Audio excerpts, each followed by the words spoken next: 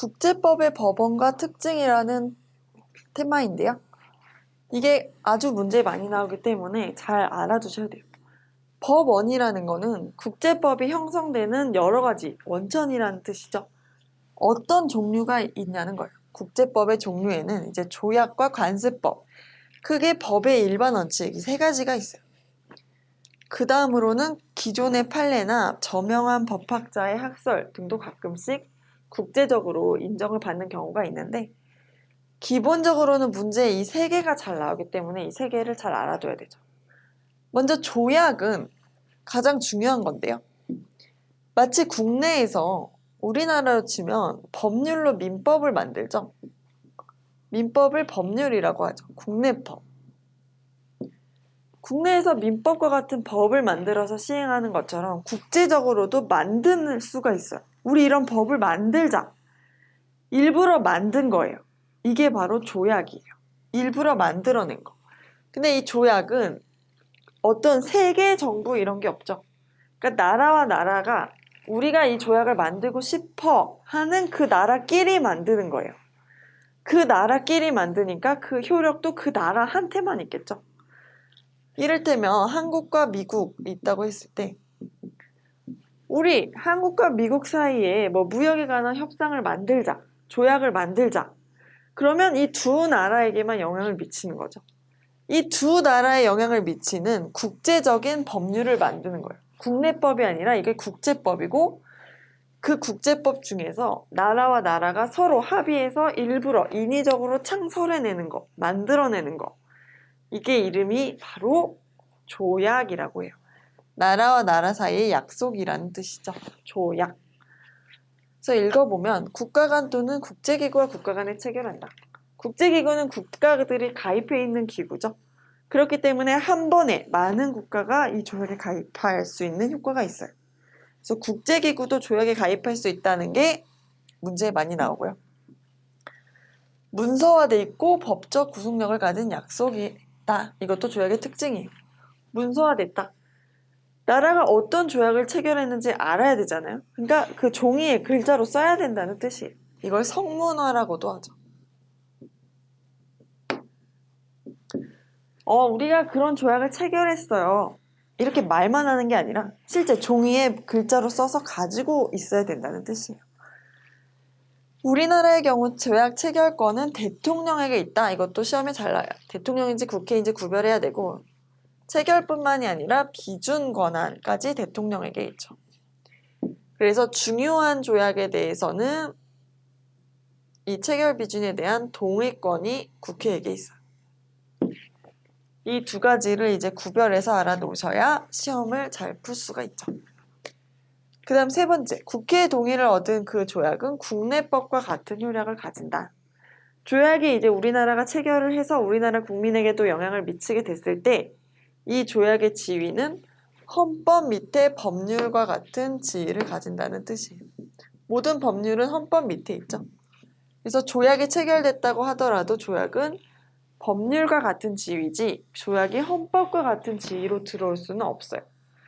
이거는 국제관습법이나 법의 일반 원칙도 동일해요. 국내 법률과 같은 지위를 가져요. 그 다음으로는 관습법을 한번 봐볼게요. 관습법이라는 거는 아까 한국과 미국이 어떤 우리 조약 만들자 해서 인위적으로 만든 게 아니라 계속 어떻게 조약은 안 만든 채로 계속 어떻게 하다 보니까 그게 마치 법처럼 느껴지게 된 상태가 된 걸 관습법이라고 해요. 관습이 법이 된 거죠. 관습이 법이 된 거.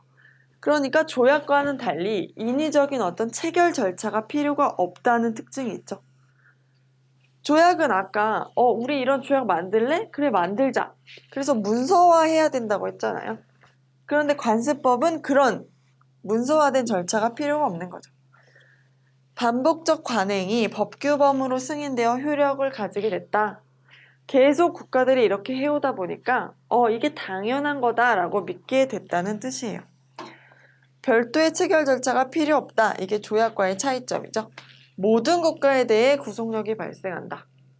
조약은 이걸 맺은 당사국만을 구속해요. 그런데 국제관습법은 모든 국가에 대해 포괄적 구속력이 있어요.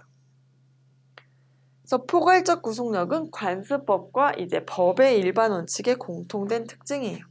조약에는 포괄적 구속력이 없죠. 관습법의 사례를 보면 외교관의 면책 특권과 포로에 대한 인도적 대응, 이런 게 바로 관습법에 해당이 돼요. 외교관이라는 건 기본적으로 우리나라라고 치면 우리나라가 뭐 미국, 아프리카, 중국, 일본 이런 데 가서 살면서 외교적 대응을 하는 거죠. 자국을 떠나서 타국에 들어가 있기 때문에 항상 좀 무서울 수가 있잖아요.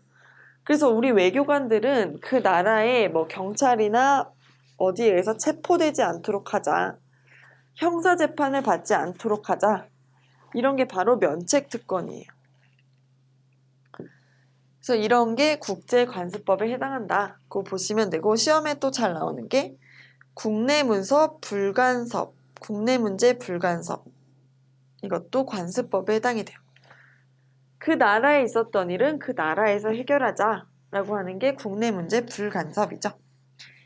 그래서 문제에 국내문제 불간섭이 나왔다 이러면 이게 세 개 중에서 어느 거에 해당하냐를 알 수 있어야 돼요. 이건 관습법에 해당하죠. 면책특권도 관습법에 해당해요. 무슨 특약, 뭐 협약 이런 약이라는 게 나오면 이건 조약에 해당하죠.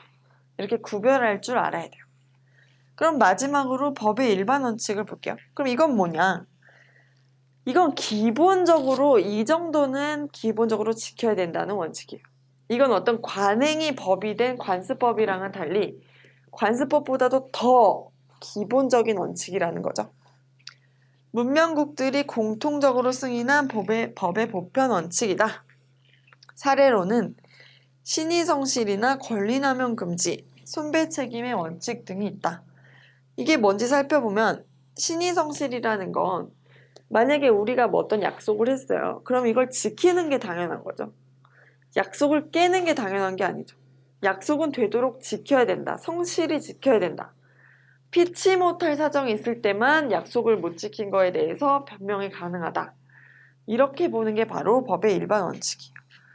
또 권리남용 금지는 내가 권리가 있다고 해서 이걸 남에게 피해를 준 정도로 막 써서는 안 된다는 거죠. 그게 바로 권리남용 금지예요.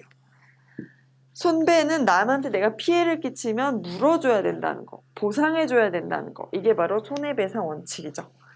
이런 것들이 바로 법의 일반 원칙에 해당이 돼요. 그래서 이런 것들이 국제법으로 불려지면서 이제 국제사회에서 적용이 되고 국제재판소가 있죠.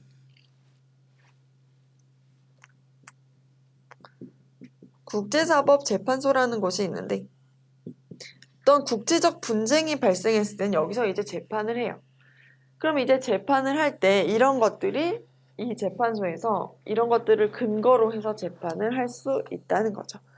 그래서 이 세 개의 공통적인 특징이 바로 국제사법재판소의 재판 준거가 될 수 있다. 준거라는 기준이 되는 근거가 될 수 있다. 기준이 될 수 있다. 라는 게 바로 공통된 특징이에요.